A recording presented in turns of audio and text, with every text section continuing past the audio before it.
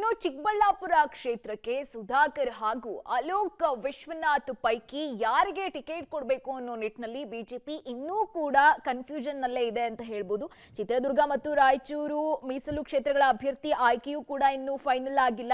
March 22ರ ಸಭೆಯಲ್ಲಿ ಮೋದಿ ಪಟ್ಟಿಯನ್ನ ಅಂತಿಮಗೊಳಿಸುತ್ತಾರೆ ಎಂಬ ಮಾಹಿತಿ ಇದೆ. ಇನ್ನು ಮಾಜಿ ಮಂತ್ರಿಯಾಗಿದ್ದಂತಹ ಸುಧಾಕರ್ ವಿರುದ್ಧ HR ವಿಶ್ವನಾಥ್ ಆಕ್ರೋಶವನ್ನ ಹೊರಹಾಕ್ತಾ ಇದ್ದಾರೆ. ನನ್ನ ಮಗನಿಗೆ ಟಿಕೆಟ್ ಕೊಡದೆ ಹೋದ್ರೆ ನನಗೆ ಕೊಡಿ ಎಂಬ ಬೇಡಿಕೆಯನ್ನ ವಿಶ್ವನಾಥ್ ಅವರು ಇಟ್ಟಿರುವಂತದ್ದು. ಇನ್ನು ಮಂಡ್ಯ ಬಿಟ್ಟು ಚಿಕ್ಕಬಳ್ಳಾಪುರಕ್ಕೆ ನಾನು ಹೋಗೋದಿಲ್ಲ ಅಂತ ಮತ್ತೊಂದು ಕಡೆ ಸಂಸದೆ ಸುಮಲತಾ ಅವರು ಕೂಡ ಹೇಳಿಕೆಯನ್ನ ಕೊಟ್ಟಿರುವಂತದ್ದು.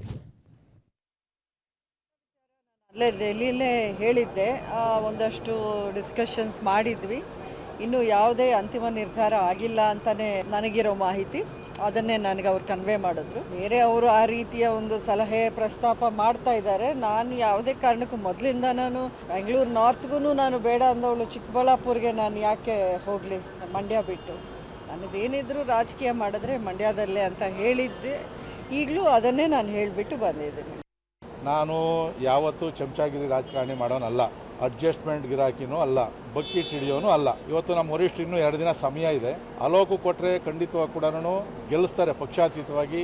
ವರಿಷ್ಠರು ಅಕಸ್ಮಾತ್ ಬೇರೆ ಬೇರೆ ಕಾರಣಗಳಿಂದ ಮುಂದಕ್ಕೆ ಅವಕಾಶ ಕೊಡ್ತೀವಿ ಅಂತ ಏನಾದರೂ ತೀರ್ಮಾನ ತಗೊಂಡ್ರೆ ನಾನು ಲೋಕಸಭಾ ಸ್ಥಾನಕ್ಕೆ ಚಿಕ್ಕಬಳ್ಳಾಪುರಕ್ಕೆ ನಿಲ್ಲಬೇಕು ಅಂತಕ್ಕಂಥ ತೀರ್ಮಾನವನ್ನು ಮಾಡಿದ್ದೀನಿ. ನಾನು ಲೋಕಸಭಾ ಸ್ಥಾನಕ್ಕೆ ಸ್ಪರ್ಧೆ ಮಾಡಿದ್ರೆ ನನಗೆ ವಿಶ್ವಾಸ ಇದೆ, ಜನ ಪಕ್ಷಾತೀತವಾಗಿ ನನ್ನನ್ನು ಗೆಲ್ಲಿಸ್ತಾರೆ.